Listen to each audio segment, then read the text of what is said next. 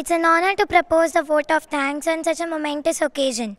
I grab this opportunity and extend my gratitude to esteemed guest of the day, Mr. Ritesh Raval, for gracing today's occasion with his presence. I am also grateful to the school director, respected Mr. Siddharth Rajgaria sir, and Honorable Principal Ma'am Dr. Pushpi Dutt for organizing such an enriching session. I am also thankful to the teaching fraternity for an engaging session, which surely had many takeaways to nurture Nashik. Thank you, Jai Hind. Nashik आके पता चला ये नासिक नहीं नाशिक है। हाँ तो हम पंचवटी और नासिक आए हैं। तो कोई भी काम करना है तो सबसे पहले उसका ड्रीम देखना होता है। ड्रीम बोल लीजिए, विज़न बोल लीजिए, तो हम वही वाला काम कर रहे हैं। ड्रीम देखने के लिए अगर इंडिया का विज़न बनाना है तो सबसे पहले इंडिया को जानना ज़रूरी है। तो फिर मेरे माइंड में एक थॉट आया था कि भाई इंडिया है क्या। बड़ा सिंपल सा क्वेश्चन ही एक थॉट वाली चीज़ में, ठीक है, कि थॉट है इंडिया है क्या। तो बस इसी थॉट के साथ मैंने अपनी ये जर्नी शुरू करी और उस जर्नी में मैं आज आप लोगों के साथ में हूँ। थोड़ा सा कुछ मेरे वो हैं क्वेश्चन हैं, तो शुरू करें। तो सबसे पहले टीचिंग प्रोफेशन से शुरू करते हैं। टीचिंग प्रोफेशन में आने के लिए आपको किस चीज़ ने मोटिवेट किया? नमस्कार सर, टीचिंग प्रोफेशन में आने के लिए जैसे मेरा सब्जेक्ट संस्कृत है, तो मुझे घर पे भी हमारे घर में जो माहौल है वो एक सांस्कृतिक माहौल, एक आध्यात्मिक माहौल है। तो वहाँ पर पिताजी जो है वो संस्कृत की ज़्यादा किताबें पढ़ते हैं। तो वहाँ पर है ज्ञानेश्वरी है, दासबोध है, भागवतम है। तो ये सारे ग्रंथों का वाचन घर से पहले से ही होता था। तो लगता था कि इसे आगे, ये जो संस्कृति है ये आगे बढ़ानी चाहिए, बच्चों में इसका अभ्युदय होना चाहिए। तो इसी वजह से मैंने इस प्रोफेशन को चुना है। बहुत अच्छी बात है। सर आपको किस चीज़ ने मोटिवेट किया टीचर बनने के लिए?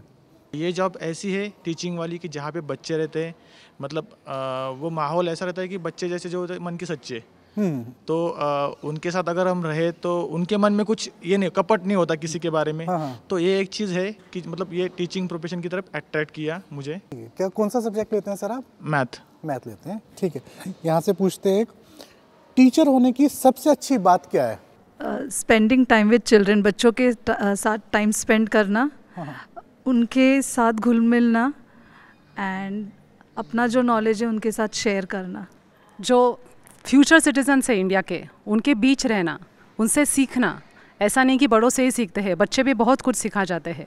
तो बच्चों से मिलना, उनसे सीखना, उनमें कंस्ट्रक्टिव चेंज लाना, पेट्रियोटिज़म की भावना उनमें डालना, ये सब चीज़ें शायद टीचिंग प्रोफेशन के अलावा और कोई नहीं कर पाता है। टीचिंग प्रोफेशन का सबसे बड़ा चैलेंज क्या लगता है? बच्चों के साथ बच्चा बन के उनके प्रॉब्लम्स को समझते हुए हमें जो उन्हें पढ़ाना है वो, एंड ऑफ कोर्स आज जब हम मॉरल स्किल्स, एथिकल स्किल्स की बात करते हैं, somewhere these are getting out of context. So उसको राइट ट्रैक पे लाना is a big challenge for us. Teaching तो हम उनको कंसेप्ट सब पढ़ा ही देते हैं, बट जो नहीं हम इंस्टिल कर पा रहे हैं वो है वैल्यूज़, जो हमने अपने लाइफ में ये की है। So I think that's the biggest thing for me. आप अपने स्टूडेंट के साथ कैसे कनेक्ट बनाते हैं? कनेक्ट बनाने के लिए क्या करते हैं? हम लोग क्लास में जब पढ़ाते हैं तो पढ़ाते समय एक्टिव लर्निंग की अलग अलग स्ट्रैटेजी जो होती है वो हम लोग इस्तेमाल करते हैं, जिसमें बच्चों को ज़्यादा मौका मिले बात करने का। क्योंकि बहुत बार ऐसा होता है कि मम्मी पापा वर्किंग होते हैं, बच्चे घर पे शेयर नहीं कर पाते हैं। तो जो भी चीज़ें होती है पढ़ाई के बारे में हो या खुद के बारे में हो, वो उनको एक्सप्रेस करने का मौका देते हैं। DPS में हम एक और अच्छा प्रैक्टिस करते हैं, वो है संगमित्रा, जहाँ पे 20 to 30 मिनट्स अलॉटेड है सुबह के, जहाँ टीचिंग ऐसा कुछ होता नहीं है, बट एक्टिविटी के थ्रू हम लोग बच्चों को कनेक्ट करते हैं। मैम आप कुछ कहना चाहते हैं? क्लोजिंग द लूप करके एक एक्टिविटी होती है जो जहाँ पे बच्चा एक्सप्रेस करता है what did he feel, what were the activities he did in the entire day, और फिर उसने कैसे फील किया, कहाँ पे उसे बहुत अच्छा लगा, कहाँ पे ऐसी एक्टिविटी हुई जहाँ पे he was not very comfortable और नॉट वेरी हैप्पी, और वो कैसे चेंज करे उस चीज़ को। तो ये लोग आप लोग पूरे उसके लिए, पूरी क्लासेस के लिए टाइम निकाल पाते हैं इतना 12 तक के लिए? या सो सर, अभी जैसे सबने कहा है तो हमारा DPS नासिक में ये पूरा प्रयास होता है। जैसे हम कहते हैं कि बच्चों का पूरा इमोशनल हेल्थ जो है उसका भी हम ध्यान रखते हैं। सुबह जैसे बच्चे आते हैं तो हमारा पूरा सेंट्रल सिस्टम है जिसमें मेडिटेशन होता है 10 मिनट्स का, ताकि बच्चे जो ट्रैवल करके आ रहे, जो सारी चीज़ें माइंड में लेके आ रहे, तो उसको एक स्टेबिलिटी मिले। यहाँ पर आप एकेडमी के अलावा और क्या प्लेटफॉर्म हमें आप प्रोवाइड करवाते हैं? रिसेंटली वी हैड, हमने गोदावरी नदी पे वो पॉल्यूशन फ्री होने के लिए, तो हमारे जो 5th तक के बच्चे थे ये सब मिलके उन्होंने वहाँ पे रिसर्च किया, वहाँ पे लोगों से बातें की, उनको क्वेश्चंस पूछे और एक्चुअल वहाँ पे अलग अलग नाटिकाएँ, लघु नाटिकाएँ और वहाँ पे काम करके गोदावरी पॉल्यूशन फ्री कैसे हो सकती है, इन चीज़ों के लिए हमने कम्युनिटी आउटरीच, ये हमारा प्रोग्राम होता है, उसके द्वारा बहुत सारी चीज़ें यहाँ पे अप्लाई की थी। एंड उसके बाद अलग अलग जगह पे हम लोग, मतलब कोई नासिक में बहुत सारे साहित्यिक हैं तो वहाँ पे जाके भी विजिट देते रहते हैं। बीच में एक हनी बी करके एक प्रोजेक्ट था, तो जहाँ पे हमारे बच्चों ने उससे रिलेटेड भी कुछ प्रोजेक्ट्स ऐसे किए थे जो हमारे honourable prime minister Modi ji, उनके साथ भी मिलके बच्चों ने वो दिखाया था। ठीक है, अब आपके शहर नासिक की तरफ चलते हैं। आपकी सिटी नासिक के बारे में आपका क्या व्यू है? Nashik is a pilgrimage center. Nashik invites everyone. Okay, only request is that when you enter Nashik, don't enter as visitors, enter as family members. Take care of Nashik and help nurture and develop Nashik. Please, और कोई share करना चाहें? Because being a Nasikite, I feel that any person you approach will welcome you with open arms and is ready to accept you. So I think that is the best part of my city. आपका dream vacation क्या है? अगर आपको छुट्टी पे जाना, vacation के लिए जाना हो, तो कौन सा एक डेस्टिनेशन है जो ड्रीम में होगा कि भाई वहाँ मुझे जाना है छुट्टियों के लिए, वेकेशन के लिए? मैं अरुणाचल प्रदेश जाना चाहती हूँ क्योंकि वहाँ पर पहले सूर्योदय होता है, तो मुझे वो देखना है, वहाँ की नैसर्गिक सुंदरता को देखना है। अयोध्या भी है क्योंकि राम जी के भी दर्शन करने, वहाँ पे मंदिर बनने वाला है, तो अयोध्या का भी दर्शन करना है। इंडिया से बाहर अगर जाना हो तो? मेरा ड्रीम वैकेशन इजिप्ट होगा। ओके। और उसके पीछे रीज़न बहुत सिंपल है। सोशल साइंस की टीचर हूँ, हिस्ट्री के बारे में पढ़ा है, तो जब इतिहास पढ़ रही हूँ तो लगता है कि वहाँ पे सच में ममीज़ के पीछे का रहस्य क्या है, तो वो रहस्य है जो आकर्षित करता है पता करने के लिए। तो that is my dream vacation कि मैं सच में जाऊँ और पिरामिड में जा कर के पता करूँ कि वहाँ पे सच क्या है। अगर आपको अपने शहर में स्टूडेंट के साथ फील्ड ट्रिप पर जाना हो तो आप कहाँ जाएंगे? 2 म्यूज़ियम है जहाँ पे हम विज़िट करके भी आए हैं।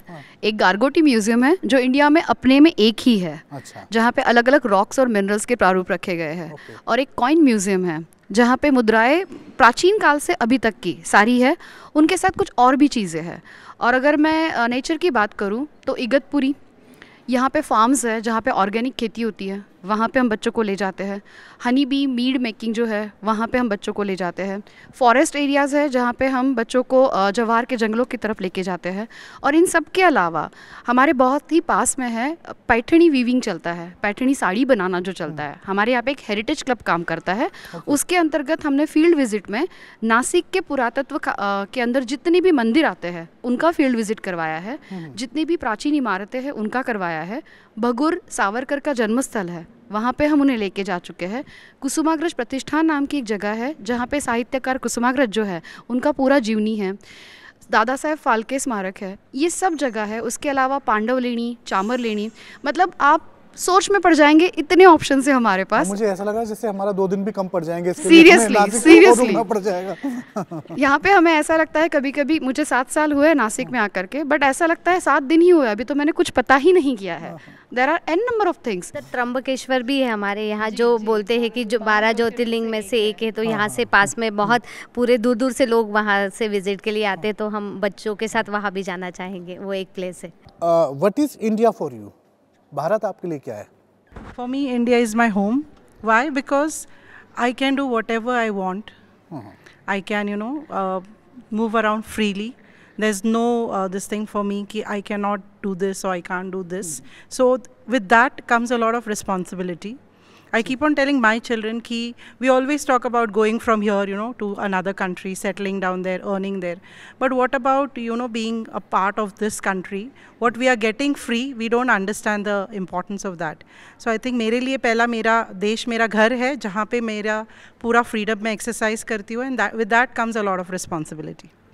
संयम और सहिष्णुता का सबसे अनूठा प्रतीक है इंडिया, भारत। आज तक इतने आक्रमण हम पे हुए, हमने किसी पे नहीं किए। तो ये जो हमारे देश का है ना, जो देना जानता है, जिसने कभी लिया नहीं है आज तक किसी से, तो मतलब भारत के लिए, हर एक हिंदुस्तान के लिए ना, ये सबसे बड़ी गर्व की बात है कि जो हमारे पुराने भारतीय संस्कृति है, जो हमारा मूल है, जो संयम का प्रतीक है, हमारा योग है, तो ये सारी चीज़ें हमने दुनिया को दी है। तो ये मतलब इसीलिए भारत सबसे महान है। सबसे महान है। एक वो है कि इंडिया में जो लगता है कि कुछ पॉइंट ऐसे हों, 1 या 2-3 पॉइंट अगर हम वो करें, जिन चीज़ों में इम्प्रूवमेंट की ज़रूरत लगती हो, तो वो क्या है? नमस्कार सर। हाँ जी। एक्चुअली हमारे देश में जो टैलेंट है वो कहीं पे भी नहीं है मेरे हिसाब से, बट मुझे ऐसा लगता है कि हमारे देश में जो बच्चों में, जो लोगों में जो भावना है और जो उनमें जो बुद्धि है, वो हम पूरी तरह हमारे देश के लिए अभी तक यूटिलाइज़ नहीं कर पा रहे हैं। जिस तरह का समय चल रहा है, ऐसा लग रहा है कि हाँ, इस चीज़ को हम लोग कॉन्कर करेंगे जल्द से जल्द, बट आज तक हम लोग इस पे और जितना ज़्यादा हम एज अ टीचर और एज अ सिटीजन इस पे जितना काम करेंगे, उतना ज़्यादा हमारा देश प्रगति की ओर बढ़ेगा। टैलेंट है, उस टैलेंट को हम यूज़ नहीं कर पा रहे, फिर आगे हम पहुंचा नहीं पा रहे। एक जैसे मैंने वो बोला कि हम एक ग्रेट इंडियन ड्रीम बना रहे हैं देश के लिए, कैसे ड्रीम कंट्री चाहिए हमें? मैं चाहती हूँ ये फिर से वो स्वयंपूर्ण भारत हो, जहाँ पे एक छोटा सा विलेज भी अपने आप में ही परिपूर्ण था, हम दूसरों के ऊपर डिपेंडेंट नहीं थे। तो वो एक सोशल सिस्टम जो था वो वापस अगर आ सके, जहाँ पे हम अपने आप में ही एक दूसरे के लिए परिपूर्ण बन जाए। सत्य युग होना चाहिए, लेकिन वहाँ पर रावण न बसे। हाँ हाँ हाँ। तो ऐसा भारत देश हो। कोई और अपना कोई कंट्री के लिए कुछ वो बोलना? हाँ प्लीज़। आगे फ्यूचर में बच्चों ने जैसे हम देख रहे हैं कि आजकल खेती को ही करना नहीं चाहता है, तो ज़्यादा से ज़्यादा लोग बच्चे ये सोचे कि हम किस तरह से आधुनिकता का उपयोग करके हमारे देश को एग्रीकल्चर में इतना आगे ले जाए और ये हम नेचर के साथ रहे। जैसे आजकल हम देखते हैं कि हम नेचर के बिल्कुल क्लोज नहीं हैं। मुझे नहीं लगता है कि हम में से कोई किसी को याद होगा कि लास्ट टाइम हम कब नंगे पाँव चले हैं। वो ज़मीन से जो हमारा नाता था जब हम बचपन में खेलते थे, वो कहीं ना कहीं हम धीरे धीरे कम होता जा रहा है। हम देखते हैं कि हमारे जो बच्चे हैं आज वो बचपन नहीं जी रहे जो हमने जिया है, तो वो दिन वापस आए, तो वो किस तरह से ला सकते हैं। खेती वाली बात बोली, स्टूडेंट के लिए मैं हमेशा रिसर्च करता रहता हूँ। मैंने एक फार्मिंग प्रोजेक्ट किया था जिसमें एक 5 एकड़ लैंड लेके पूरा गेहूं की फसल करी थी। उसमें वहाँ से ट्रैक्टर से जो ज़मीन को सही किया जाता है, मुझे वो नहीं, वहाँ से फिर उसमें सीड वो करना, फिर उसको कट करना, फिर वो खुद करके देखा था। क्योंकि ना स्टूडेंट को अगर बोलना है तो हमें डिफ़िकल्टीज पता होनी चाहिए। भाई आज अगर हम बोलेंगे कि सबकी लाइफ में एसी है, खेत में जाके एसी नहीं है, हमें आदत हो बिना एसी रहने की, जब तो स्टूडेंट को बोल पाएंगे। चलिए, बहुत अच्छा रहा आप लोगों के साथ आज व्हाट इज़ इंडिया का डिस्कशन, और आप बहुत अच्छे वैल्यूएबल इनपुट दिया आप लोगों ने इस रिसर्च के लिए। Thank you.